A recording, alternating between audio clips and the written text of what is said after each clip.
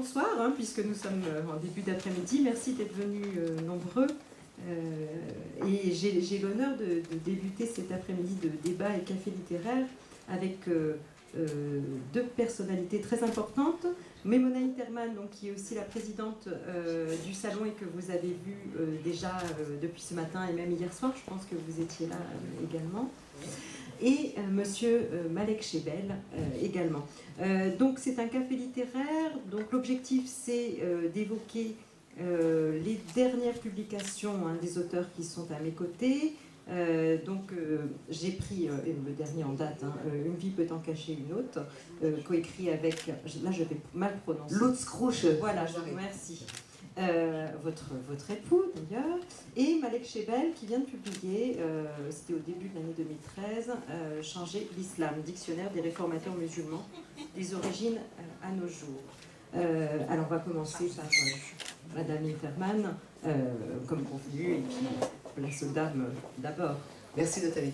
Je vais vous présenter brièvement, mais je pense que les présentations ont peut-être déjà été faites. Alors après, j'ai beaucoup parlé depuis hier, donc je laisserai la parole volontiers à mon ami Malek Chebel, parce que j'ai souhaité ardemment sa venue ici lorsque j'ai été très gentiment sollicité pour venir, et monsieur le maire est là, et je remercie d'ailleurs de faire un salon, et que Anne Dervé, je ne vais pas vous piquer votre micro trop longtemps, mais je voulais juste saluer Anne Dervé aussi, c'est-à-dire ceux qui portent ce salon. Lorsque Anne m'a proposé d'être la présidente de ce salon, j'ai tout de suite suggéré le nom de Malek Chebel, parce que c'est un homme qui a un discours absolument essentiel pour notre temps. Voilà. Absolument. Donc je suis en symbiose avec lui, même donc si nos livres ne se ressemblent pas. On a la chance de l'avoir avec nous. C'est grâce à lui, parce qu'il est tellement parce que sollicité. Moi j'ai jamais réussi à l'avoir. Oui, non, il est trop sollicité, il ne vient pas, et c'est... Croyez-moi, vous avez bien cette chance, hein, parce qu'il est très demandé et il ne va pas partout. Oui, on est conscient de... Je vous dis, moi en 10 ans, j'ai jamais réussi à avoir un article de Malek Chebel. Ça va venir. Voilà, la prochaine fois, on connaîtra la formule magique. Voilà, on passera par Madame Interman. Donc je vais vous présenter brièvement, parce qu'il y a peut-être des personnes tout simplement qui ne vous connaissent pas et qui ne vous ont pas vu hier. Donc vous êtes réunionnaise. Je pense que c'est important de revenir sur un petit peu sur vos origines. D'ailleurs, vous en avez fait un ouvrage, Tête haute, un ouvrage précédent. Donc vous êtes née de parents à la fois indiens, musulmans, et créoles, catholiques. Donc ça, c'est votre particularité. Vous avez été élevée au sein d'une grande fratrie, puisque au sein de 11 frères et sœurs. Et donc, voilà, pour tous ces éléments d'ordre autobiographique, je peux que vous inciter à vous reporter à cet ouvrage. Je pense qu'il est disponible ici. Il est en poche. Oui. Voilà. Il est en poche même, vous voyez. Moi, c'est la première fois que la thèse a fait un livre en poche, parce que je pense que la thèse a dû gagner déjà pas mal de sous. Voilà, ça prouve qu'il se vend bien. Et donc, je pense que pour connaître et mieux appréhender Maimona Interman, voilà déjà l'ouvrage, à mon avis, qu'il faut parcourir. Aujourd'hui, on va parler d'un autre ouvrage. Pour vous présenter brièvement, donc vous êtes journaliste, grand reporter, vous avez travaillé au service étranger pour la télévision nationale, vous avez couvert évidemment de grands conflits mondiaux, de nombreux événements dans les années 1980, 90 et même jusqu'en 2005. Jusqu'au tout début janvier. Vous voyez. Oui, parce que depuis, vous avez changé de fonction, enfin vous avez été obligé d'abandonner. J'ai été nommée à ma demande, j'ai fait campagne brièvement, mais il y avait une centaine de candidats pour 2 places. J'ai été choisie, ce qui prouve quand même que même si on n'a pas forcément de réseau, j'avais prononcé très bien un mot, mais ce mot dit quelque chose, c'est les grenouillages, ça vous dit quelque chose? Oui. Non, je ne dis pas grenouiller, je veux dire par là que je ne suis pas allée frapper à toutes les portes, mais j'ai frappé à 3 portes, à l'Élysée, à l'Assemblée nationale et au Sénat, mais ce sont des gens que je n'avais jamais rencontrés qui m'ont reçu, qui savent très bien que je ne suis pas une personne trop souple, et qui connaissent probablement mes convictions républicaines, mon engagement pour la laïcité, pour créer des ponts entre les gens, et même s'ils me savent très libre, ils ont pris le risque de me nommer, et je trouve que c'est bien, c'est très courageux de leur part, et c'est un très bon point à mon sens. Donc vous êtes conseillère au Conseil supérieur de l'audiovisuel. Et comme le président de la République a mis sa signature en bas du décret qui me nommait, je pense qu'il a dû sourire.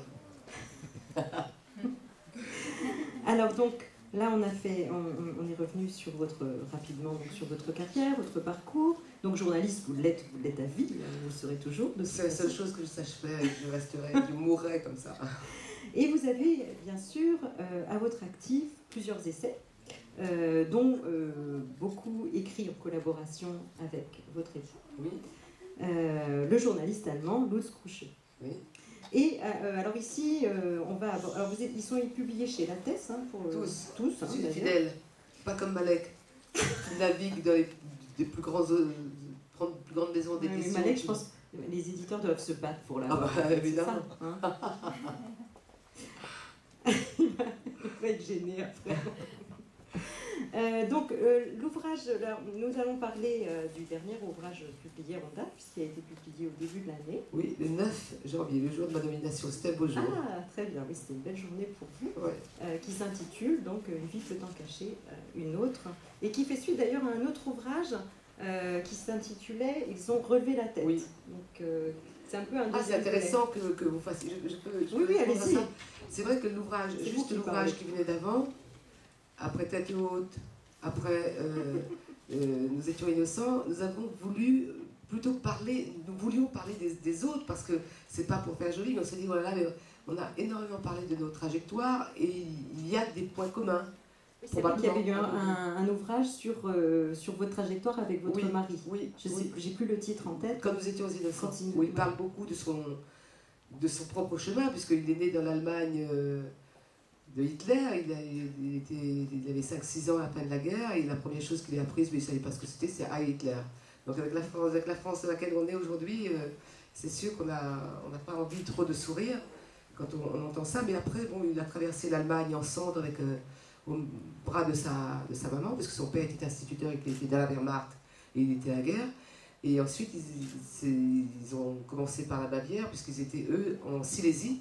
L'Allemagne allait jusqu'à l'Union soviétique avant la guerre. Et sur toutes ces possessions allemandes, qui dataient de plus de 1000 ans, comme à Thorn, qui est devenu Torun, ou Danzig, Gdansk, c'était à part. Mais toutes ces villes, Breslau, qui est devenu Wrocław, toutes ces villes allemandes sont devenues polonaises par le traité de Yalta, qui a coupé l'Europe en morceaux quand même. Et donc, lui, son chemin, c'est il découvre cette Allemagne qui rejetait d'ailleurs ses immigrés, ses réfugiés, ses propres réfugiés de l'intérieur. Et ces gens-là sont remontés dans le nord de l'Allemagne. Et quand son père a été ramené par la Croix-Rouge un an après la guerre, ils ont fait leur chemin dans un pays nouveau. Le point commun, c'est ce combat contre la faim, ça c'est sûr, ça nous rassemble, ça continue de nous rassembler. C'est le combat pour des valeurs humaniste. Lui peut dire que la guerre lui a arraché ce que les Allemands appellent le Heimat, c'est-à-dire le coin qu'on aime.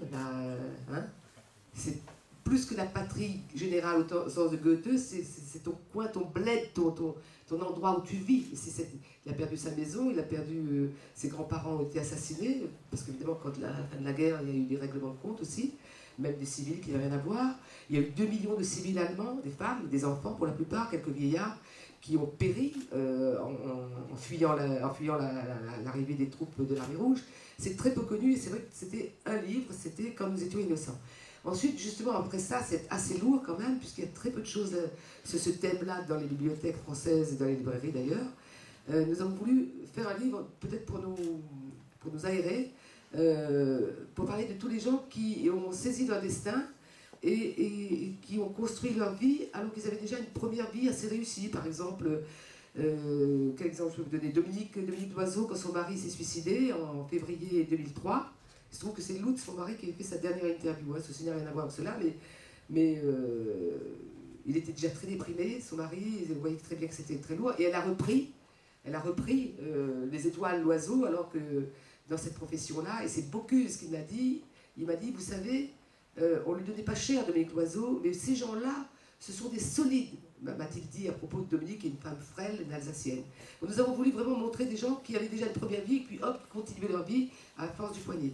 Et après cela, donc c'est ce livre que vous avez entre les mains, et c'est Une vie peut en cacher une autre, c'est un peu comme un train peut en cacher un autre. Ça a beaucoup plu à mon mari, parce que la formule française, un train peut en cacher un autre. Lui, l'allemand, il a trouvé la phrase très élégante, un peu énigmatique. C'est pour parler de vous, de nous, de nos enfants, des trentenaires principalement, hein, mais pas que, qui ont fait des études et qui ont fait des études mais qui n'ont pas de devenir. Il y a énormément, il y a plus de 25 millions de ces jeunes à travers l'Union européenne aujourd'hui qui n'ont pas de travail. Il ne faut pas oublier, on a vu le moment des indignés principalement en Espagne, en Grèce, en Italie, un peu en Grande-Bretagne, un peu aussi, y compris à Francfort, devant la Banque Centrale Européenne, le mouvement des Occupy Wall Street aux États-Unis, et puis hop, ça a fait comme un feu, parce qu'on n'en parle plus beaucoup. Mais le problème est là. Le problème est là, c'est que ces enfants-là, nos enfants, bien aujourd'hui, pour qu'ils continuent à appréhender le futur, et ils sont nombreux. Et je suis partie de nos cas, nous, de nos propres enfants. Et ici, à la salle, je pense qu'il y aura des gens qui sont concernés par cela.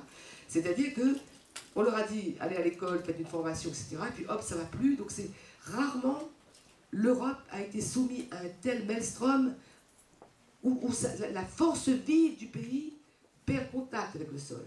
Donc ce livre, c'est sur ces jeunes, mais sur nous aussi, parce qu'évidemment, quand nos enfants ne vont pas très bien, en particulier sur ce plan-là, ben, il faut être présent. Et ce chômage effrayant qui donne des arguments, c'est vrai, aux extrémistes, je suis obligée d'être un peu prudent parce que j'ai une obligation de réserve maintenant avec le CSA et le pluralisme. Ça doit être difficile pour vous. Je pense que vous me comprenez. Hein. Ça ne doit pas être facile. Ça c'est une plaie terrifiante et qui donne des arguments quand ce sont des Noirs et des Arabes, ce ne sont pas des grands mots. Hein. Parce que nous sommes fiers, nous, de parler de ces mots-là, nous qui sommes des républicains. C'est encore pire pour eux, parce qu'ils ont encore une échelle de plus. Voilà. Du racisme qui vient s'ajouter. Donc c'est un livre sur nous, sur maintenant. Voilà, alors moi, ce qui m'intéresse, c'est sur ce qui serait intéressant de savoir, c'est la jeunesse du projet. Parce que donc, comme vous l'avez dit, c'est un essai qui se construit sur l'expérience partagée d'individus distincts. C'est pas nécessairement un échantillon représentatif, mais c'est plutôt, on sent que c'est un choix délibéré avec un parti pris de votre part, puisqu'il y a un échantillon de personnes bien distinctes et bien différentes les unes des autres, parfois certaines en connexion. Et moi, la question que j'avais envie de vous poser en premier lieu, c'était comment vous avez rencontré Marie, Lisa, Christophe? Alors ça, au fond, c'était pas très compliqué. D'abord, il y a la méthode. Nous sommes des journalistes, l'un et l'autre, Lutz et moi, même si entre-temps, après la rédaction du livre, la sortie du livre, j'ai changé de casquette et que je suis aujourd'hui dans un autre univers qui est, l'univers de l'audiovisuel toujours, mais ce que je sais faire, ce que j'ai appris à faire pendant plus de 30 ans, c'est choisir des gens. Parfois, ça a été comme les coups de foudre. Tout de suite, on voit quelqu'un et puis on sait que cette personne-là a des choses à dire. Mais ça, c'est aussi probablement la routine professionnelle qui fait que dans une foule, vous allez trouver une personne, deux personnes, soit qui deviennent votre fixeur en reportage, pourquoi lui, pourquoi elle, souvent c'était lui d'ailleurs, alors qu'il y a plein de gens autour. C'est une alchimie extrêmement présente et immédiate. Donc il y a ça, il y a ce savoir-faire, comment on choisit des gens. Mais on n'a pas choisi seulement les 10 ou 12 personnes qui sont dans ce livre, parce qu'il a d'abord fallu faire un compagnonnage avec un réseau beaucoup plus complexe, une quarantaine de personnes, ça a duré 1 an et demi. Le choix et l'écriture du livre, choisir, les mettre en confiance, faire raconter, suivre le parcours pendant des mois, parce qu'il ne s'agissait pas juste de faire quelque chose à l'instant T, ça aurait été un article de journal, mais de les suivre au long des mois, voir comment ils ont progressé, eux et leur famille. Parce qu'on est dans les processus eux et la famille. Donc, et jusqu'à maintenant, nous entretenons des relations amicales, je dois dire, avec en particulier ceux qui sont dans le livre, mais pas seulement, mais beaucoup de ces jeunes venaient d'où? De mon propre univers professionnel. Des copains, copines de Julien et d'Élodie, mes enfants, qui eux-mêmes sont concernés par ces problèmes de reconversion professionnelle ou essayer de trouver un territoire sur lequel ils vont peut-être avoir une chance.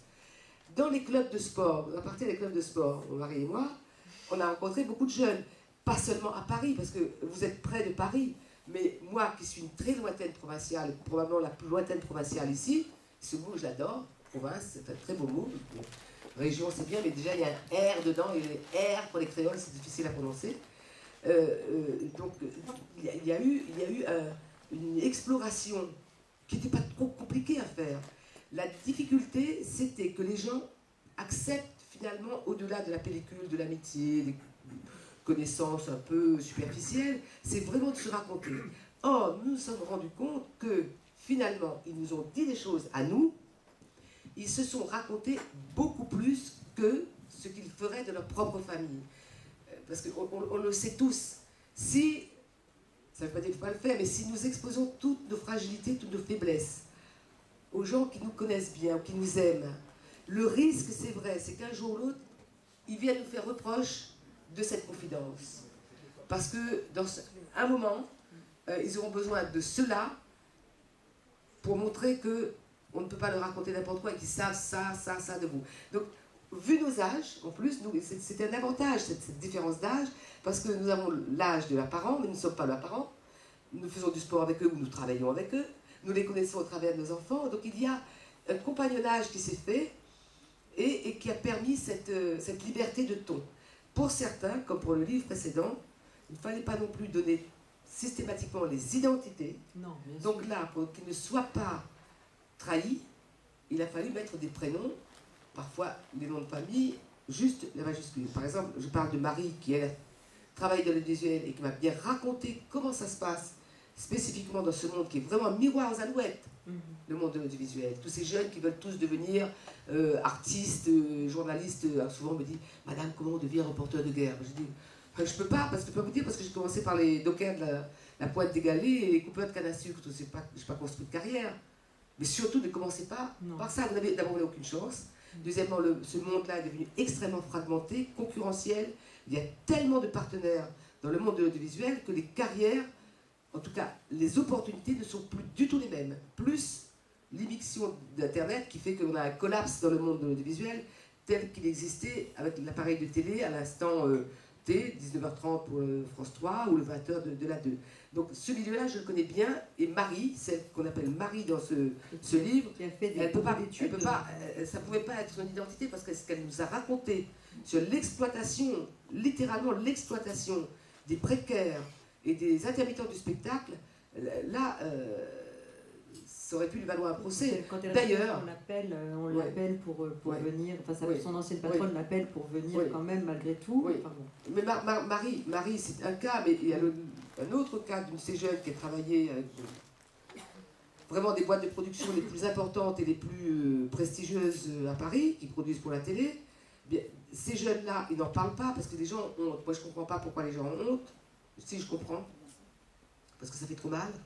Mais une de ces jeunes que je connais très bien, vous savez ce qu'elle fait maintenant? Elle a travaillé pour Arthur, alors je vais dire par exemple Arthur, boîte d'Arthur par exemple. Comme ça revient plus cher maintenant de faire des émissions, on réduit les jours de tournage, donc on réduit le personnel. Et bien, n'ayant plus de boulot depuis 1 an, comme elle était intermittente du spectacle, elle n'a plus droit au chômage. Je ne connais pas le détail maintenant, mais c'est un cas exemplaire qui vous parle de cette tragédie de ces jeunes. En ce moment, elle habite Bagneux. Elle prend son scooter, elle va jusqu'à Châtillon, en scooter. Après, elle prend le métro de Châtillon, elle va au métro Plaisance, dans le 15e arrondissement. Il y a un prise unique, quand vous sortez, je sais parce que je l'ai accompagnée, il y a un prise unique sur la droite, et là, elle doit y être pour 6h du matin, et elle va décharger tous les paquets, les cajots, les caisses, etc. Et il faut mettre en rayon avant qu'on arrive à 9h pour faire nos courses. C'est une fille qui a quand même fait des émissions de télé, hein. Ça vous donne un peu une idée, hein. Donc c'est pas pour faire du blabla qu'on a voulu écrire ce livre, c'est d'abord pour sonner le tocsin, il faut le sonner. Hein. Et en même temps, il ne faut pas tomber dans les bras de ceux qui vous tentent des mirages au bout de... Non, la majeure question, la question majeure qu'on peut se poser donc, à la lecture de cet ouvrage, c'est à travers les parcours individuels qui sont décrits, qui ont ce point commun d'être dans un contexte de précarité extrême qui est le nôtre aujourd'hui, hein, chômage, difficultés financières, horizon bouché, hein, on le voit très bien avec les jeunes. C'est comment redonner du sens à son existence face à ce contexte sinistré. Vous voyez, il y a beaucoup plus d'espoir finalement qu'on ne croit. Parce que les gens, bien sûr, il y a une sorte de désespoir quand on discute, ou de désarroi, mais il y a une capacité aussi de sursaut. Et tout compte fait, c'est pas Happy End et c'est pas Hollywood, mais on a préféré garder ceux qui montraient qu'au fond, puisqu'il n'y a pas d'autre choix, alors on avance quand même et on fait autre chose. Alors pour l'instant, je vous parle de cette jeune qui travaille à Monoprix, parce qu'il n'y a pas d'autre possibilité, mais elle me l'a dit, pas plus tard encore que cette semaine, elle m'a dit, mais tu sais, il faudra que je trouve autre chose. je vais trouver autre chose, mais là, il faut que je mange, tu comprends, il faut que je mange. Voilà. Mais les gens ne baissent pas les bras, il ne faut pas croire que tout le monde baisse les bras non plus. Oui, il y a 11 000 personnes qui se suicident chaque année. Oui, il y a 200 000 personnes qui sont concernées par cette tragédie. Et ceux qui prennent les transports en commun le savent. Accident grave de voyageurs, on sait ce que c'est maintenant. Hein. Oui. Bon, mais on va pas tous non plus désespérer. Ce qui peut aider à ne pas désespérer, c'est le lien social. Et le lien social, ça existe. C'est que les gens se parlent. Bien sûr. Mais les gens se parlent quand même. Il faut se parler, il ne faut pas rester dans l'isolement. Ça, c'est le message de ce livre. Il ne faut pas rester tout seul. Il ne faut pas avoir honte de dire, ben voilà, le fils ou la fille qu'on croyait demain être responsable dans un grand groupe industriel ou à telle place, mais finalement, il n'a pas réussi. Et les langues se délient, les gens parlent. Ça aide, c'est quelque chose de profondément réconfortant de pouvoir en parler déjà. Absolument, mais il faut en avoir déjà le courage et avoir déjà passé une certaine... Les gens sont courageux, hein. Oui. Les gens sont courageux. Oui. Ce livre donne cette impression d'énergie et de force vive, hein, en dépit du contexte, même s'il y a quand même quelques figures qui incarnent, et ça c'est intéressant aussi, les effets pervers de la victimisation, justement. À l'instar de cette Lisa qui, nous, en créole, qui se laisse porter par le système. Il y a une expression créole qui vaut ce qu'elle vaut, mais c'est bouge-à-ou. Ça passe presque de traduction, c'est bouge-toi, essaye de te remuer. Et bien sûr que c'est plus facile à dire lorsqu'on a de quoi avoir un toit sur la tête et s'en sortir. Bien sûr que c'est très compliqué, mais j'en connais tant et tant autour de moi.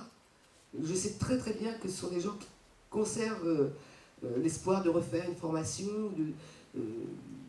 Puis le message aussi, c'est de leur dire il y a autre chose après les échecs. Il y a autre chose après l'échec.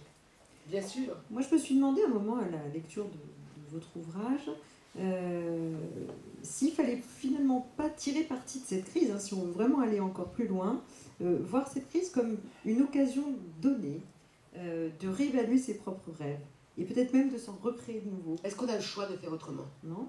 Non, mais puisqu'on n'en a pas le choix, alors une des possibilités de surmonter cette terrible mais c'est quand même une démarche alternative, donc je ne suis pas persuadée que tout le monde par exemple, soit prêt le prof Christophe, qui ne veut plus enseigner parce que c'était pas sa vocation en fait. Non, je pense que ses parents qui étaient dans l'enseignement ont dit, l'un a été institut, l'autre a été prof de collège, donc le fils Christophe, il va être un grand professeur et finalement il n'a pas l'étoffe, il n'a pas la carrure et il n'a peut-être pas la vocation, comme on disait autrefois. Oui, lui, il a cessé pendant un moment donné de travailler, il a essayé de vivre autrement en dépensant moins. Et probablement, c'est le monde de la librairie où vous travaillez un peu comme ça qui va le porter. Mais il y a des portraits dans ce livre qui, au fond, permettent d'imaginer que les gens prennent leur destin en main. Absolument. Et je ne peux que vous inciter vraiment à le lire, à le parcourir. Moi, je l'ai pris personnellement beaucoup de plaisir. On est dans l'intimité de ces personnages, on est avec eux. Ils font ils nous habitent, hein, ils habitent notre quotidien, le temps de la lecture. Oui, parce qu'on entend parler de la crise, juste ça. Et après, Malek, franchement, tu as des choses graves. Non, mais c'est parfait. Là, on est dans le partage. On est dans le partage du temps, d'accord. Vous voyez, c'est que puisqu'il n'y a pas beaucoup de chance de retrouver la même vie que nous les parents. Pas pour l'instant. Les chances qu'on a eues, nous, à notre génération, c'est 30 ans avant eux, c'est d'essayer de construire un monde différent. De voir quelles sont les bases d'une alternative possible. Et la crise, telle qu'on la voit, formulée dans des rapports d'experts qui, hélas, souvent ont montré leurs imperfections, ou parfois vraiment leurs insuffisances, cette crise incarnée par des gens, tout compte fait, elle donne de la force. Et si on se trouve au creux de la vague, et bien mieux regarder ceux qui s'en sont sortis. Voilà. C'est comme ça que je raisonne. Puis ça réhabilite certaines valeurs telles que la famille aussi. Peut-être quelque chose qui avait un petit peu plus disparu au profit des individus. Je le cite souvent, mais chez nous à La Réunion, il y a 40% de gens au chômage. Vous entendez le chômage? Oui, je sais que... 40% de gens au chômage. Comment les gens résistent? Parce qu'il y a beaucoup de solidarité. Oui.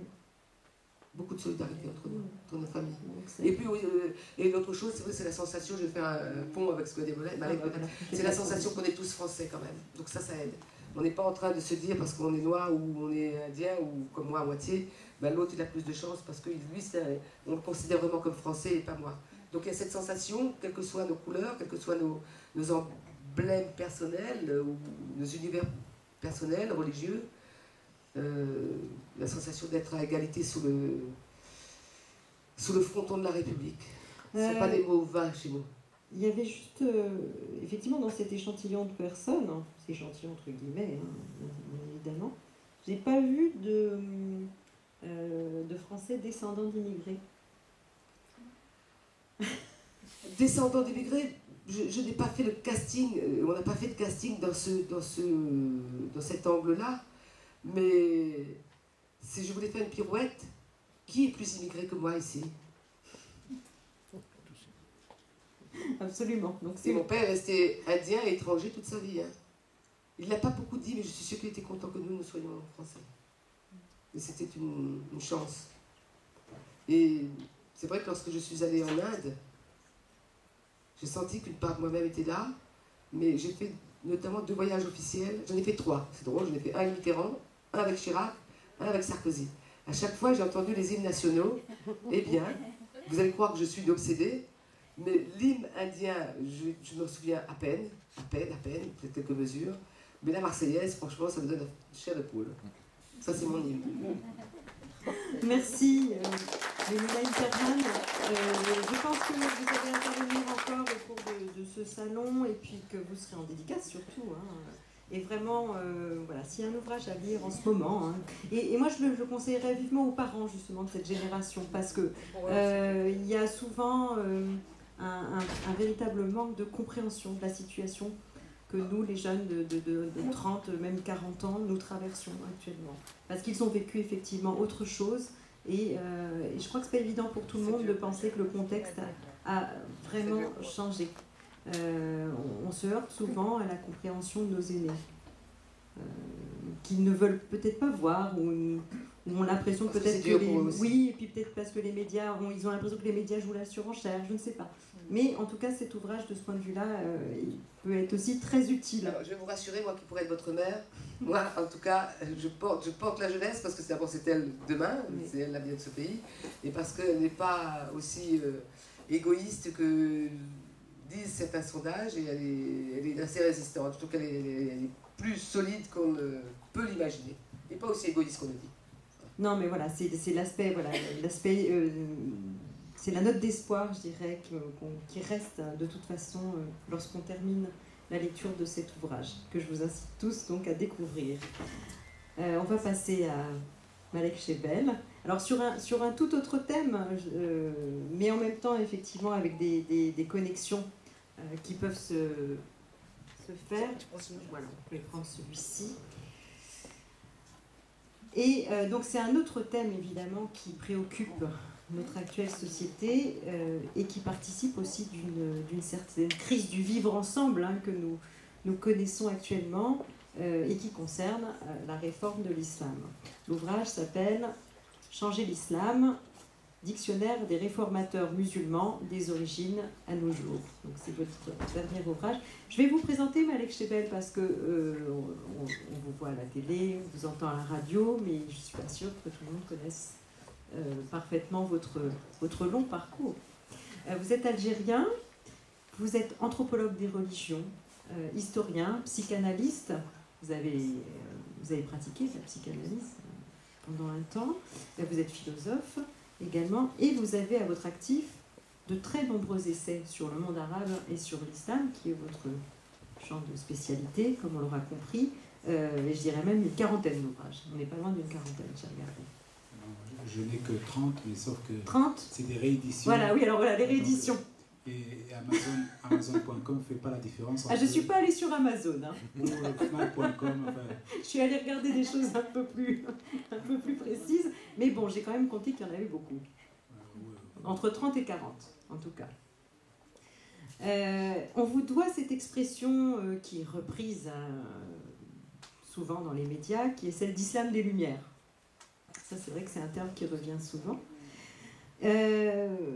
Vous avez travaillé sur beaucoup de thèmes évidemment liés au monde arabe et à l'islam, et on vous doit notamment, je vais citer quelques-uns de vos ouvrages, parmi les plus anciens il y a Le corps en islam dans les années 80, L'imaginaire arabo-musulman, Psychanalyse des mille et une nuits, Vous avez été préfacier d'une édition du Coran. Je crois même que vous en avez fait une traduction récente. C'était en quelle année? En 2009. 2009. L'édition Fayard. Voilà, donc l'édition du Coran de Fayard. Il y avait un livre qui s'appelait le sujet en islam également. L'esclavage en terre d'islam, dont on parlait tout à l'heure aussi, en 2007. Dictionnaire encyclopédique du Coran, en 2009. Donc on reste dans les dynamiques des dictionnaires. Et un dictionnaire amoureux de l'Algérie, en 2012, parmi vos dernières publications. La question qui vient évidemment ça paraît un peu abrupt quand on ouvre cet ouvrage qui est un dictionnaire, hein, comme on le voit, des réformateurs musulmans des origines à nos jours. Alors évidemment, il ne faut pas l'aborder de cette manière-là. Je crois qu'il faut d'abord l'envisager dans son contexte actuel. Pourquoi aujourd'hui avoir décidé donc de porter les projecteurs sur les grands réformateurs de l'islam depuis le début, je dirais, hein, essentiellement, jusqu'à nos jours, avec quand même, si j'ai bien regardé, vous avez quand même plus porté votre attention sur les réformateurs à partir du XVIIe siècle. Oui. Déjà, je commence par dire merci à Maïmouna d'avoir pris le risque d'évoquer mon nom auprès d'Anne pour que je puisse être invité. Je remercie évidemment le premier magistrat de la ville, une ville apparemment mignonne et jolie parce que je suis passé sans doute par le beau côté, par le côté aérien, si je puis dire, pour arriver jusqu'ici. Donc le chauffeur s'est fait un plaisir marqué de me montrer tous les charmes cachés de Haile Rose. Donc voilà.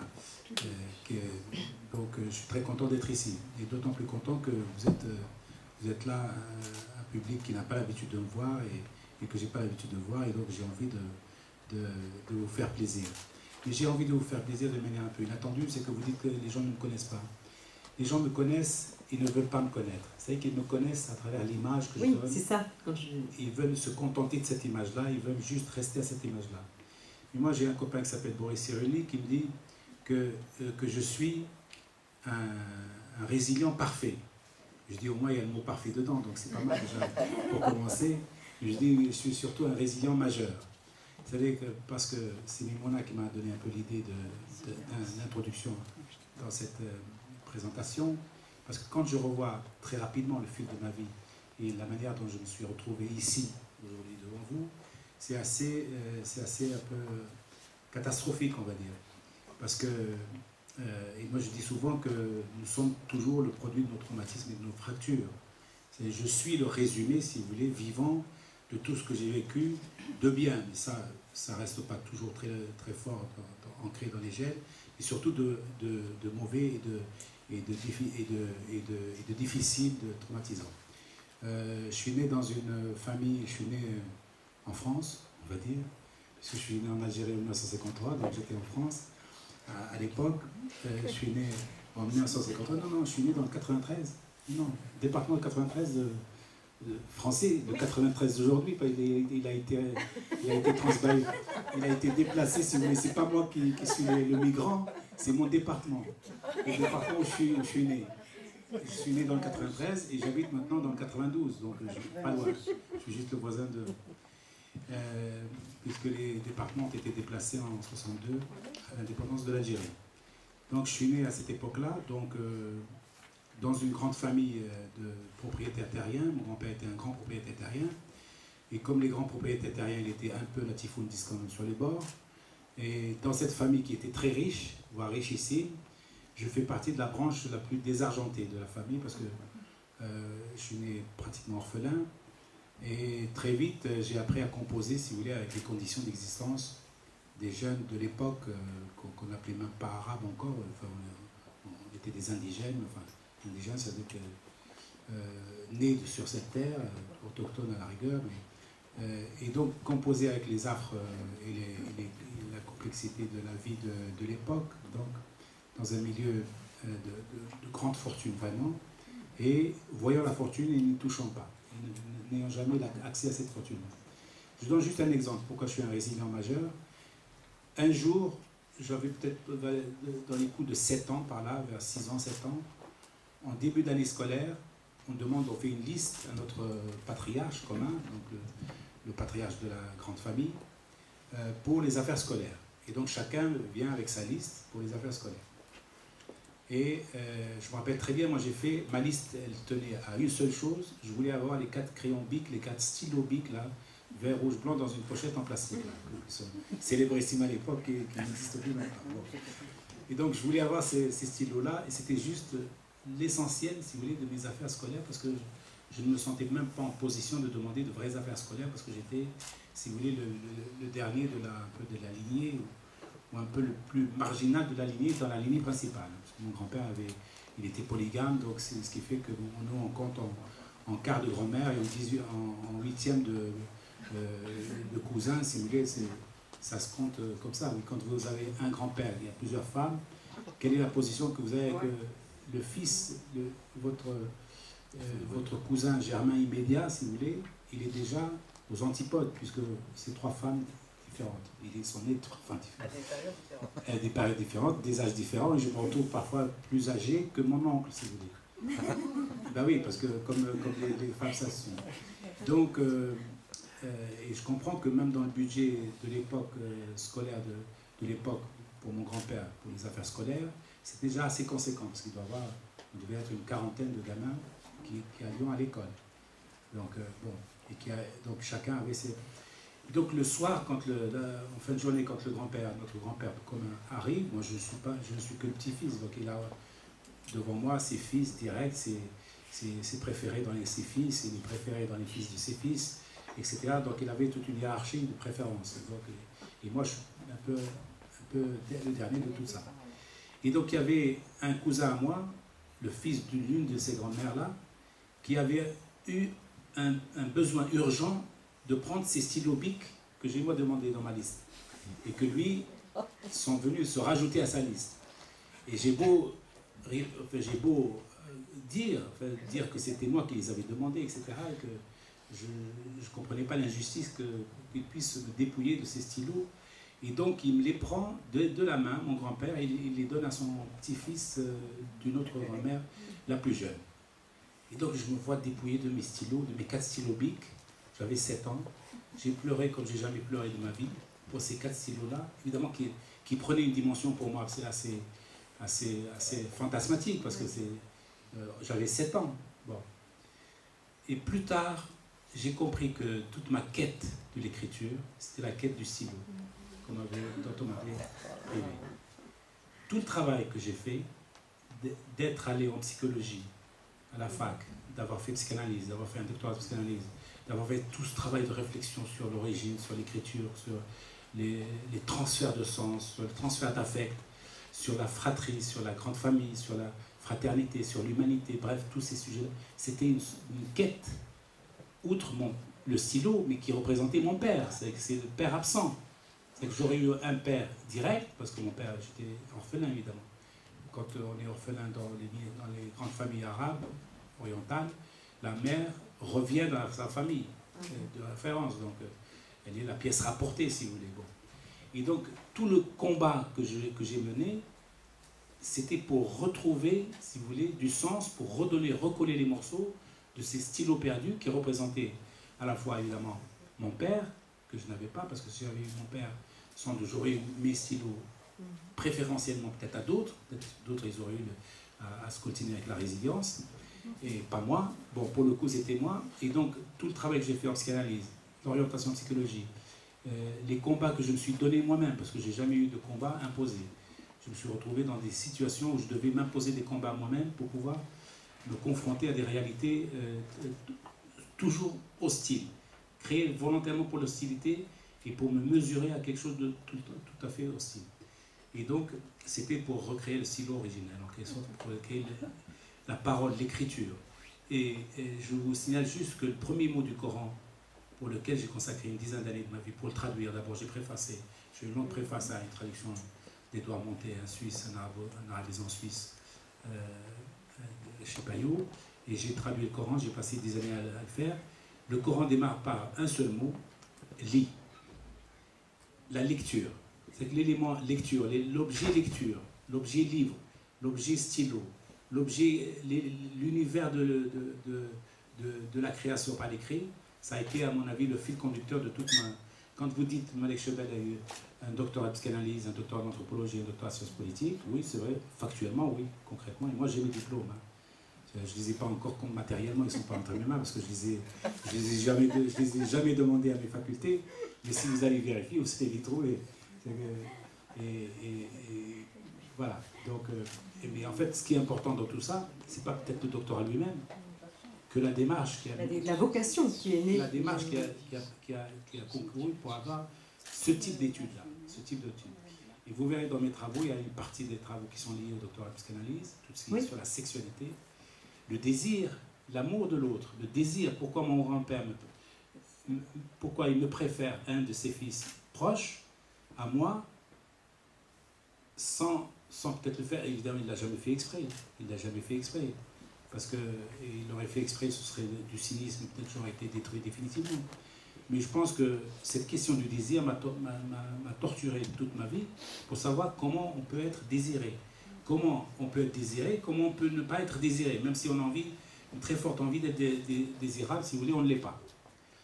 Et la deuxième partie, c'est d'autres formations, anthropologie ou sciences politiques, c'est la question sur la religion. En fait, tous les livres que j'ai faits, c'est un peu pour combler ces failles-là, ces manques, ces questionnements. Et à mon avis, c'est l'une des façons les plus royales, les plus majestueuses qui nous poussent à écrire des livres, au fond, c'est d'abord pour répondre à des questions fondamentales. Un combat personnel. Fondamental. Et donc, par la suite, évidemment, je vais aller très vite, là, parce que comme peut-être vous avez préparé quelque chose. Mais non, mais c'est très intéressant d'avoir ce... Vous voyez, c'est des... Oui, je ne suis pas le gars des médias, je ne suis pas le gars qu'on a porté qu'on met dans une case pour répondre à des questions précises. Non, et c'est quelque chose de... Et réconforter la France tout entière. C'est une révélation assez inédite que vous nous faites, oui. Et voilà, moi je suis ravie d'entendre cela. Merci pour cette confidence-là. Mais je suis toujours aussi solide qu'avant. Hein. Ah oui, oui, non, j'en ai aucun doute. Mon credo, quand ma parole va changer, non, ma parole est toujours la même. Parce que l'ordre de la parole, si vous voulez, ou l'ordre de la création des idées, l'ordre de la dimension philosophique, si vous voulez, du travail, elle requiert une autre méthodologie. C'est pas parce que j'ai été, si vous voulez, c'est parce que j'ai souffert dans mon enfance que je suis forcément, si vous voulez, rigoureux dans mon travail en philosophie. Non, pas du tout. C'est un travail en soi qu'on acquiert par la pugnacité, par l'expérience, par les années, le nombre d'années. J'ai un peu plus d'âge, en termes d'âge, un peu plus que mes mon C'est pas vrai du tout. Si. Moi, je ne dis plus. Les rites sont à l'intérieur, tu ne les vois pas, mais elles sont à l'intérieur. J'ai arrêté de donner les âges des personnes. Ça m'a valu des problèmes. Alors c'est bien d'être élégante comme ça, merci. Oui, alors moi je voulais qu'on revienne quand même sur votre actualité. Et on aurait tendance à dire de toute façon sur le reste que vous allez bien être obligé de se recentrer sur votre actualité qui est cet ouvrage, Changer l'islam. Et je voulais, voilà, la première question que je voulais vous poser, c'était pourquoi en 2013 vous avez pris la décision donc d'aborder cette question de la réforme, sachant, et ça vous le démontrez dans l'introduction, que la réforme de l'islam, c'est un processus continu, c'est un processus au long cours, et c'est ce que vous démontrez à travers les personnalités évoquées dans ce dictionnaire. Oui, pour une raison simple, une observation sur laquelle vous allez tomber à peu près tous d'accord, parce qu'elle est cruciale en France et tangible. Quand il y a une trentaine d'années, les fondamentalistes musulmans ont commencé à, si vous voulez, s'emparer du débat sociétal autour de l'immigration et autour des enfants d'islam, des enfants autour des musulmans au sens large du terme. D'abord les aînés, mais les aînés n'y touchent pas vraiment, parce que les aînés connaissent parfaitement leur islam, donc ils sont un peu hermétiques à leur idéologie. Mais les jeunes, les plus jeunes, et les plus jeunes ne connaissent pas l'islam, donc ils sont beaucoup plus friables à ces questions-là, et donc permissifs à ces questions-là. Donc les fondamentalistes, comment ils vous ont fait? Ils nous ont imposé leur agenda, je vous signale. Ils nous ont imposé pendant 30 ans leur agenda. Et c'est eux qui ont décidé de porter le fer sur tel sujet et pas tel autre. Et je vous le signale, je vous le rappelle, je vous le refais remarquer, tous les sujets que les fondamentalistes nous ont imposés sont des sujets, si vous voulez, partiels. Partiels et partiaux en même temps. Partiel, c'est-à-dire qu'il nous dit la viande halal, par exemple, le halal. Ça, c'est halal, ça, c'est pas halal. C'est lui qui détermine le halal. Il n'y a aucune instance derrière lui, doctrinale. Il ne s'appuie sur rien du tout. Et donc, il vous dit ça, c'est halal et ça ne l'est pas. Ça fait un gros débat au niveau de la presse. Les médias s'en emparent, les extrêmes s'en emparent. Et ils en font un problème de société française. Alors que l'agenda est déterminé par d'autres. Il vous dit le vêtement, la voile, la femme doit être voilée comme ci, comme ça. Bon, il y a 30 ans, la question ne se posait pas du voile. Il y a 30 ans, il y a 35 ans, juste avant l'affaire de Creil, on ne savait même pas que le voile existait. C'est eux qui ont décidé que dans le timing, il fallait mettre le voile. Parce qu'ils savent comment exciter les foules. Et puis et tout le reste, des prières dans les rues. Je lui ai dit, mais attendez, est-ce que vous avez vu un musulman prier dans la rue nulle part ailleurs qu'en France? Pourquoi voulez-vous qu'en France, les musulmans doivent prier dans la rue pour être de bons musulmans? Non. Eh bien, tous ces thèmes-là, c'est ce qu'on appelle en psychanalyse, si vous voulez, c'est l'objet partiel. Et moi, mon travail à moi, précisément, est de coller les morceaux et de montrer l'objet global. Pas l'objet total, il n'y a pas de totalité, mais l'objet global. La possibilité que les uns et les autres puissent par eux-mêmes faire l'audit et trouver la bonne mesure, la bonne jauge pour mesurer la qualité d'un islam, de ce que j'appelle moi l'islam des Lumières. Parce qu'eux, ils nous amènent un islam obscurantiste. Et donc, par définition, moi j'ai dit, l'islam ne peut pas être en aucun cas comptable de l'obscurantisme de certains musulmans. Je dis islam et musulman. L'islam en lui-même n'y est pour rien. Parce que l'islam a produit des lumières dans le passé, dans le XIe siècle. Il peut en produire d'autres, sauf que les musulmans du XIe siècle ne sont pas les musulmans du XXIe siècle. Et donc, à partir de là, le problème se pose non pas au niveau de l'islam, au niveau de la doctrine. C'est pour ça que quand on me dit l'islam est mauvais, l'islam est ceci, l'islam est violent, je dis, mais attends, vous n'avez rien compris à l'histoire. Certains musulmans sont violents, et d'ailleurs, je les signale, on les combat quotidiennement. Et l'islam lui-même se les coltine d'une manière quotidienne. Bon. Les musulmans peuvent être violents, l'islam en aucun cas ne peut être violent. Tout dépend de l'interprétation qu'on lui applique. C'est valable pour toutes les grandes religions et même pour toutes les grandes idéologies. Ce n'est pas seulement les religions. Au début, le marxisme il était parfait, puisqu'il était, si vous voulez, humain, il servait la nation, il servait la communauté, il servait l'humanité tout entière. Mais ce sont les hommes qui rétrécissent l'objet, et donc on est dans le même cas de figure. L'islam est devenu un objet partiel, il fallait redonner une totalité et une globalité à l'islam éclairante, significative, intelligente. Et donc, d'où l'expression islam des Lumières. On m'a dit, mais vous calquez les Lumières, le siècle des Lumières, des philosophes du XVIIIe siècle, et donc vous êtes un anticlérical forcené, et vous voulez décapiter tous les imams. Non, je ne veux pas décapiter les imams. Les imams se décapitent déjà suffisamment tout seuls, ils n'ont pas besoin de moi. Parce que quand les types se scratchent par eux-mêmes, ils vont aller dans des thématiques dont ils savent la portée un peu névrotique, un peu psychoïdique de certains thèmes, comme par exemple la viande halal, le voile, etc. Et je leur dis, mais ils se tirent une balle dans la patte eux-mêmes, par eux-mêmes. Le summum de ça, le summum, parce que je ne vais pas être trop long, le summum c'est l'année dernière, ou très exactement cette année pour le début de Ramadan.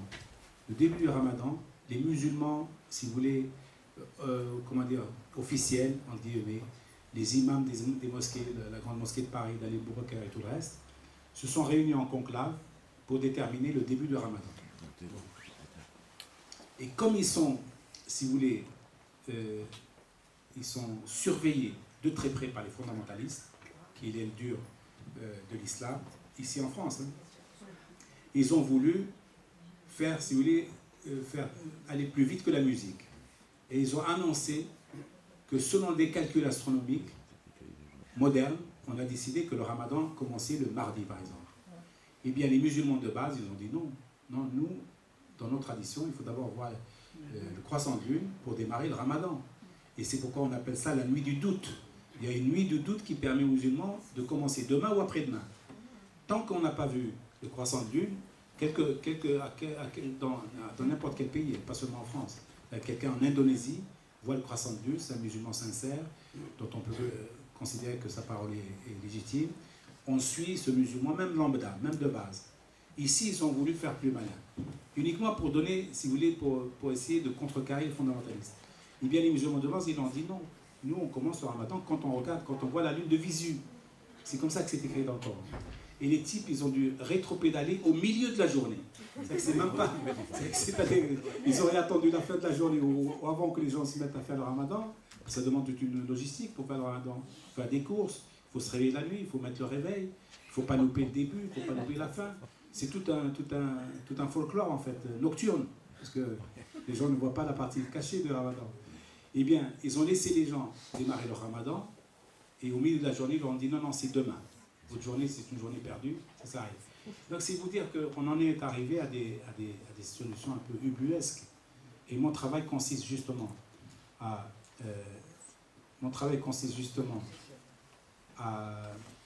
donner des pistes, si vous voulez, des éléments d'appréciation, à recoller les morceaux, à retrouver le sens ordinaire des rites religieux et du dogme religieux, mais sans excès, évidemment, et sans l'imposer.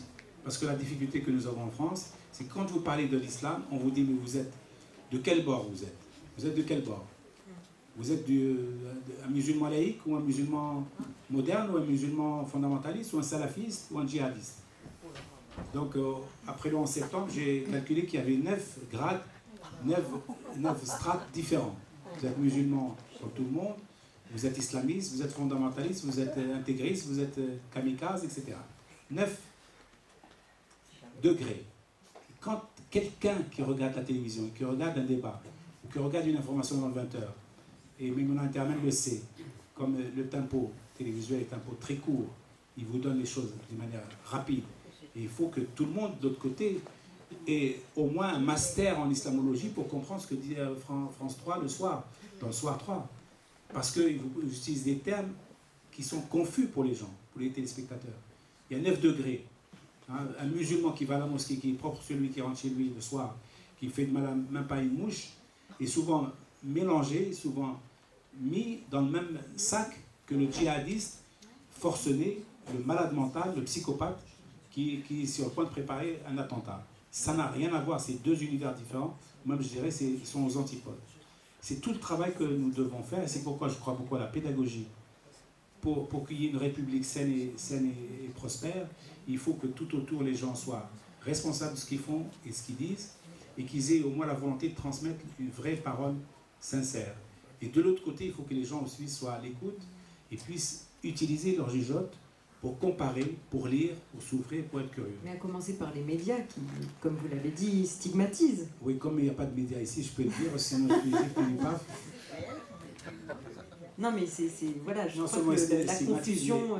Mais réfléchissez que les médias, je prends le 20h, ça n'est pas une instance de vérité, les médias. C'est une instance d'information, voire d'influence.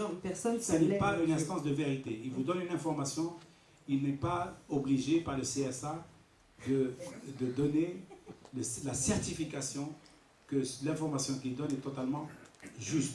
Ou en tout cas, ce n'est pas une instance de vertu, je dirais. C'est une instance économique, c'est une instance d'information.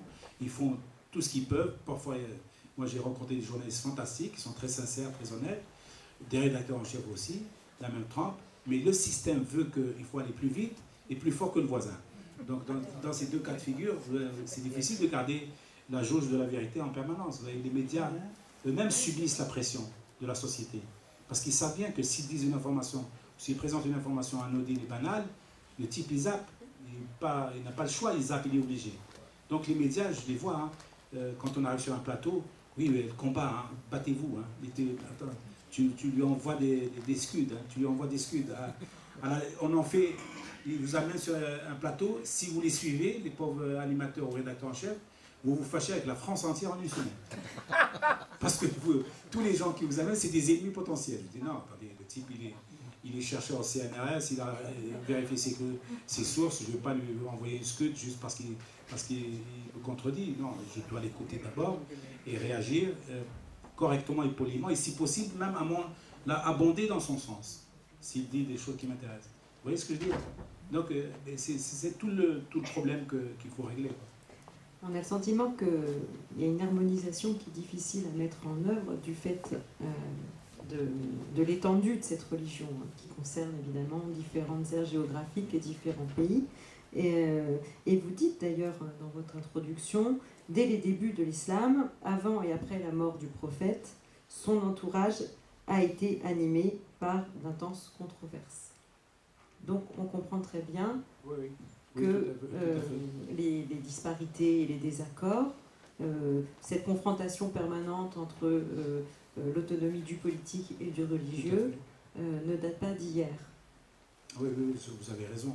Vous avez raison de... Je vous cite. Non, si vous me citez, c'est que c'est vrai. C'est pas moi qui le dis. Non, si vous me citez, c'est que c'est vérifié, c'est une information vérifiée. Et je vais vous l'argumenter. Je vais vous dire, il y a trois périodes de l'islam, globalement, grosso modo. La période prophétique, c'est de 610 à 632, au bout de, à peu près, pendant 22 années de suite, le prophète a prêché l'islam. Il est l'inventeur de l'islam. Donc c'est la période prophétique. Tout ce qu'il a dit, tout ce qu'il a fait, c'est l'islam. Parce que vous ne pouvez pas aller contre le prophète, c'est lui qui l'a inventé. C'est comme si vous me disiez, l'islam des Lumières, c'est quoi, et je vous dis des choses, je me dis, je ne suis pas d'accord avec vous. C'est moi qui ai inventé ça, donc vous êtes obligé de l'admettre. C'est l'autorité. L'autorité historique. Bon, le prophète a inventé l'islam, et tout ce qu'il a fait, tout ce qu'il a dit, c'est comptabilisé comme étant la période prophétique. C'est pour ça qu'elle est un peu sacralisée, aussi bien pour les musulmans ordinaires, que sursacralisée, surdimensionnée pour les fondamentalistes et les salafistes. Deuxième période, que j'appelle moi la période historique, commence en juin 632, à la mort du prophète.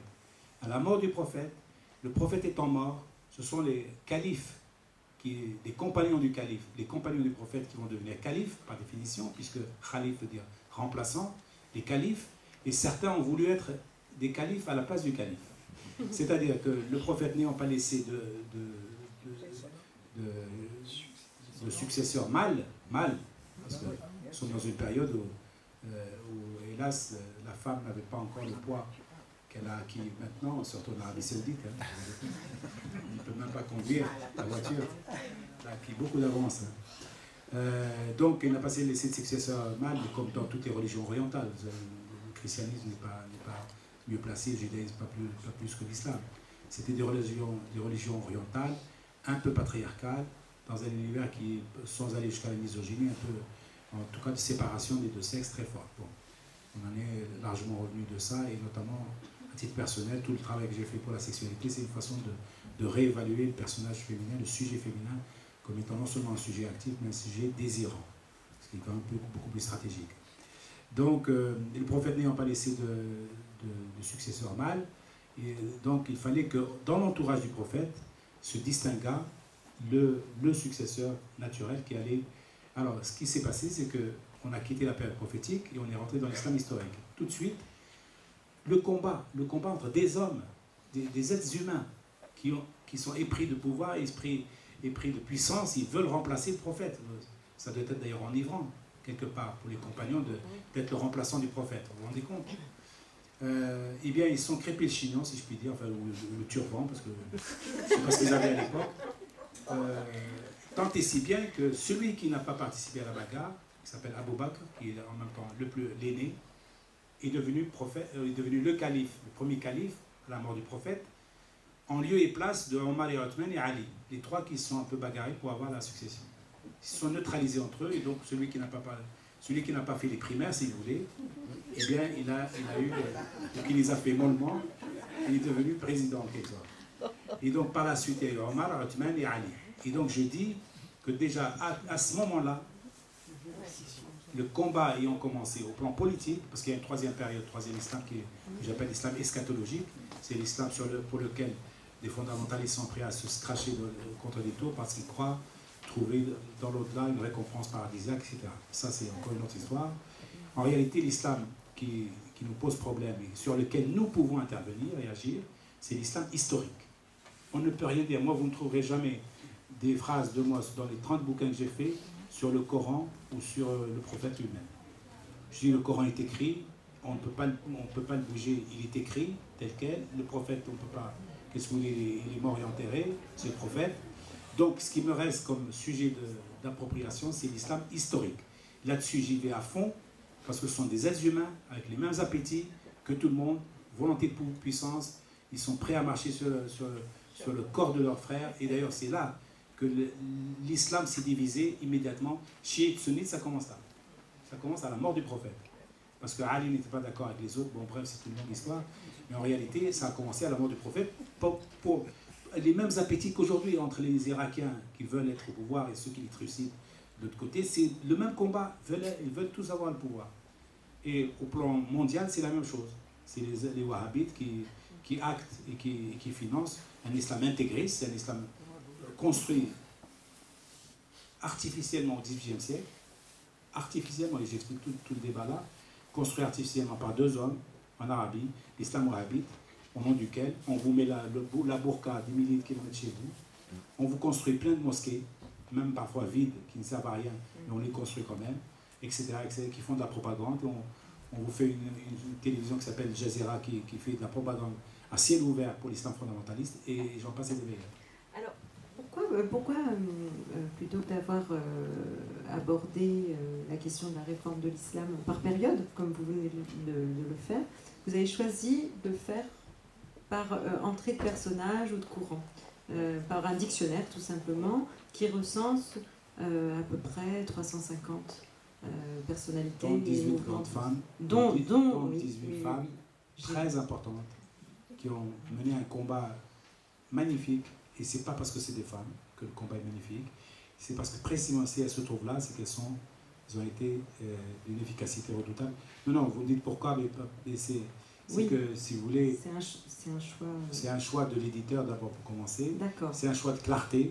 Et comme c'est un dictionnaire, il faut que ça coule de source, que tout est millimétré. Donc c'est une volonté de clarté, ça essentiellement les étudiants, les chercheurs. Oui, puis bon, il y a des étapes chronologiques en plus qui permettent de se repérer. Qui croisent et décroisent tout ça. Et l'avantage aussi de cette présentation, je le dis, c'est qu'on peut piocher. On peut le lire, on peut piocher, on peut le lire dans le J'ai sens fait d'autres livres, par exemple, les grandes figures de l'islam, qui ici d'ailleurs en vente, où je raconte un peu, où je sans aller jusqu'à romancer les portraits, je prends une trentaine de portraits de ceux qui sont là, et je romance un peu leur vie. Enfin, je les raconte. Donc c'est juste une méthode. Moi, je suis un ardent défenseur de la pédagogie.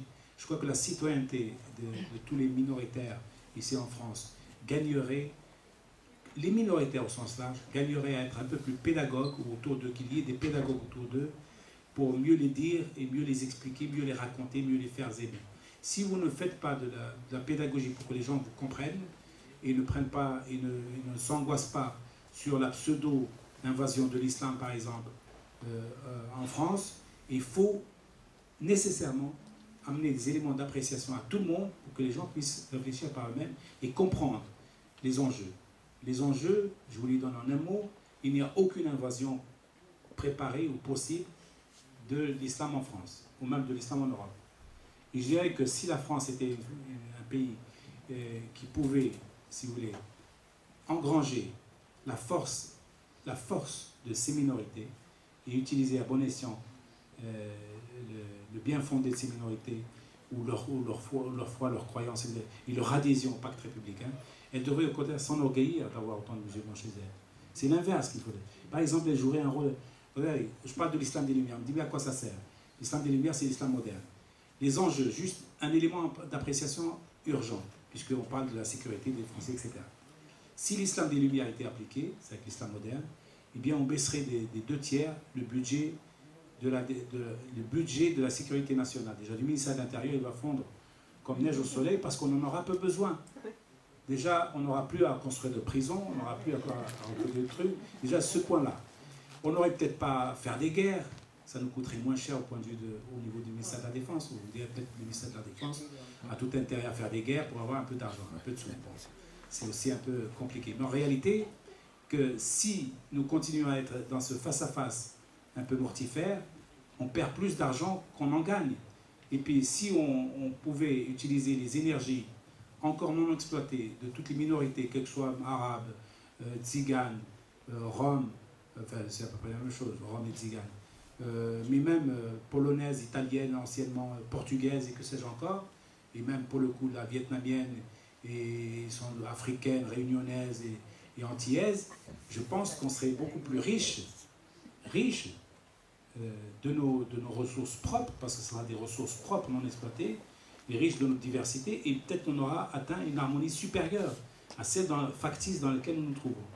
Où on voit même, pour une étincelle, les gens descendent dans la rue. Et tout ça parce que ça manque de pédagogie, terriblement, à tous les niveaux même d'ailleurs. Mais en ce qui concerne l'islam, c'est certain. L'islam ne sait pas parler de lui. Les musulmans ne savent pas parler d'eux. Ils disent, on n'est pas aimé, donc on se calfeutre, on ne leur parle pas, ils sont méchants, ils sont des laïcs, machin, qui nous détestent, etc. Non, je dis non, expliquez. Votre religion n'est pas simple. Même déjà aux musulmans eux-mêmes, ils ne la comprennent pas toujours. Quand je vois les femmes me disent, je dois mettre le voile pour plaire à Dieu. Non mais tu ne plais à personne là. Je suis désolé.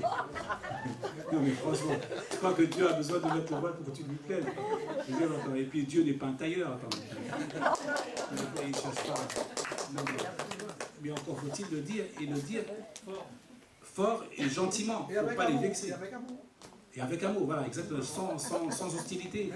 Je dis, attendez, sur 14 siècles d'existence de l'islam, je vous pose un quiz, une question. Quel est le siècle qui a voilé la femme? Sur 14 siècles, il n'y en a qu'un siècle. Pendant 14 siècles, les femmes musulmanes n'étaient pas voilées. Elles étaient voilées si elles le voulaient, évidemment. Mais il n'y avait pas une idéologie du voile. Hein? Bien, c'est le fin 20e siècle, début 21e. Il y a, au début du 20e siècle, il y a ici une femme, une égyptienne, qui descend dans la rue, qui enlève le voile et qui suit... Hein? Avant le 19e siècle. Ah, oui, pardon. Il y a une femme qui descend dans la rue, au Caire, place Tahrir, la même place. Ouais, c'est la place d'indépendance, Tahrir. Hein. Attention, c'est pas n'importe quelle place. Elle se dévoile, il y a 3000 Égyptiennes qui la suivent. Et elles n'ont pas subi, elles n'ont pas été tabassées, elles n'ont pas subi la bronca des hommes. 3000 musulmanes se sont dévoilées à sa suite pour montrer que le voile est juste un fichu, il n'a aucune dimension symbolique. 19e siècle. Et aujourd'hui, je le vois autour de moi, les gens vous savez, ils ne savent pas qu'est-ce que l'imam, quand l'imam leur dit quelque chose, c'est comme parole d'évangile ici. Donc ils suivent pratiquement aveuglément, parce qu'on ne sait jamais, au cas où, ce serait la vérité. Je leur dis, mais attendez, il n'y a aucune vérité là-dedans. Regardez, vous pouvez lire le Coran, ouvrez-le, lisez-le. Voilà. Il nous reste 5 minutes. Alors je ne sais pas, peut-être que je laisse un petit... 3 minutes, me dit Anne Dervé. Donc, oui, on a eu un petit peu de temps. Alors on va prendre une ou deux questions si c'est... Juste voilà. Une petite question. Oui, monsieur. Vous avez employé Boris Cyrulnik. La clé de voûte de son œuvre, c'est la résilience. Pouvez-vous dire un petit peu dans ça ce qu'est la résilience? Bon, on doit travailler avec lui, mais enfin bref, allez-y. Et vous quoi, bref. C'est coller les morceaux, tout simplement. Moi, je résumerais ça comme ça. Ça, sur le plan clinique, ça se veut un concept clinique, évidemment. Mais enfin, c'est coller les parties de soi-même, quoi.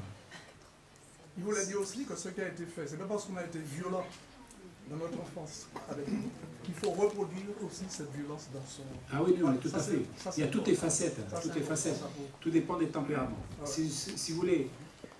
On me dit, mais pourquoi tu fais toutes ces études-là, etc. Est-ce que c'est pas suffisant? Pourquoi tu ne vas pas travailler dans une banque, tu gagnes beaucoup d'argent, beaucoup plus d'argent que de faire des études ou d'aller dans des impasses qui ne mènent à rien? Je dis, mais attendez, peut-être le vrai challenge, c'est le challenge contre moi-même. C'est le challenge face à moi-même. C'est de pouvoir me reconstruire. Et c'est ça, on peut mettre tout l'argent du monde, ça ne me reconstruira pas. Et en faisant peut-être des études, je me reconstruis symboliquement plus vite et mieux. Donc vous voyez, la notion matérielle est relative à ce moment-là. Donc c'est se reconstruire soi-même. Une autre question pour terminer? Un écuménisme musulman est imaginable. Mais totalement. Mais totalement. Je suis l'ardent défenseur de l'humanisme musulman. Pour une raison simple. C'est que je prends de l'islam, évidemment, les parties que je viens de décliner devant vous, les parties qui m'intéressent, qui me plaisent, qui sont les vrais. Le bel islam, le vrai islam. Et je vous signale que au Moyen-Âge, l'islam pouvait proposer, si vous voulez, préconiser des modèles de société qui faisaient la fierté de l'époque et la force de cette société de l'époque, et auxquels nous aspirons encore seulement aujourd'hui à pouvoir les imiter. Nos prédécesseurs ont réussi un humanisme flamboyant, notamment en Andalousie, mais ailleurs, par exemple à Bagdad, au temps des Abbassides, dont le niveau est tellement élevé qu'on peut dire qu'on est juste encore leur lointain élève et disciple. Nous n'avons pas encore atteint ce niveau-là. Mais l'humanisme d'aujourd'hui nous permet de dire où le monde d'aujourd'hui éclaté et vif et riche et jouissif par ailleurs nous permet de penser que si nous persévérons, nous pourrons peut-être arriver à leur niveau. Et ce serait une chance inouïe. Je décline moi ça, si vous voulez. On parle de l'Andalousie de l'époque. Je dis il y a des Andalousies à créer aujourd'hui, ici et maintenant, y compris en France, qu'on peut appeler Andalousie Atlantique, Andalousie du Nord, tout ce que vous voulez, pour dire qu'on a toutes les possibilités, les capacités aujourd'hui de créer du vivre ensemble, harmonieux, plus doux, plus fondé sur l'amour et le respect de l'autre, mais on ne le fait pas. Maintenant, le problème n'est pas là. Est-ce que l'islam est capable de donner de l'humanisme ou pas? Ça me paraît une évidence. Encore, vous pouvez me dire, mais pourquoi il n'arrive pas à le faire? Pourquoi il n'arrive pas à le faire? Et là, on rentrera dans un niveau de géostratégie, si vous voulez. Par exemple, je donne un exemple. Aujourd'hui, le monde arabe et l'islam réunis, l'islam fait à peu près 22% de la population mondiale. Les musulmans réunis, tous les musulmans dans le monde. 22% de la population mondiale sont des musulmans. Sur les 22% de musulmans, on devrait penser que peut-être ils ont une puissance, ils sont un quart de la population mondiale. Eh bien, on a calculé qu'ils ont 6% d'influence dans le monde. Ils sont 22% en termes de démographie. Et c'est la première religion, l'islam est la première religion monothéiste du monde, selon les chiffres du Vatican lui-même. Les musulmans sont 1,8 milliard, les catholiques sont 1,6 milliard. Première religion monothéiste du monde. En vérité, si les chrétiens, tous les chrétiens étaient additionnés, ce serait la première religion réellement monothéiste du monde. Mais comme les chrétiens ne sont pas encore totalement réunifiés, n'est-ce pas, il n'y a pas encore le conclave qui les réunit, encore que ça commence un peu intellectuellement parmi les élites. Bien. Donc 26% de la population mondiale ont une puissance de 6%. Puissance d'influence. Vous dites comment vous calculez ça? Je vous dis, montrez-moi une seule organisation internationale, mondiale, qui est dirigée par un musulman. Montrez-moi une seule initiative qui serait venue des musulmans, une initiative positive, parce que je ne parle pas des perturbateurs qui vont juste poser des bombes et tout ça. Montrez-moi une seule idée, montrez-moi dans quel domaine les musulmans sont les meilleurs au monde. Montrez-moi quels sont le nombre de Nobel qu'ils ont, le nombre de médailles de Fields ou même d'autres médailles, c'est pas seulement, à part celles que donne l'Arabie Saoudite et la Libye, qui sont de fausses médailles, parce que c'est pas en plaqué or, puisqu'il faut faire un poème à l'hommage du souverain. Vous avez 10 fois plus que si vous trouviez une formule mathématique. Donc à ce moment-là, c'est pas tellement des médailles. Donc c'est vous dire que à partir de là, vous ne pouvez pas créer, si vous voulez, de l'humanisme quand vous êtes dans une suggestion de ce type, pas encore totalement affranchi de vos possibilités positives, parce que les possibilités négatives ont toujours positives. C'est que je rêve d'un monde où l'islam serait affranchi de toutes les tutelles, visibles et invisibles. Je pourrais vous en décliner pas mal. Par exemple, toutes les guerres dans le monde arabe, ce n'est pas les Arabes qui les déclenchent, ça peut être déclenché par les Arabes, notamment les jeunes, ce n'est pas les jeunes et les Arabes qui les arrêtent, qui les stoppent. Le cas de la Syrie est flagrant.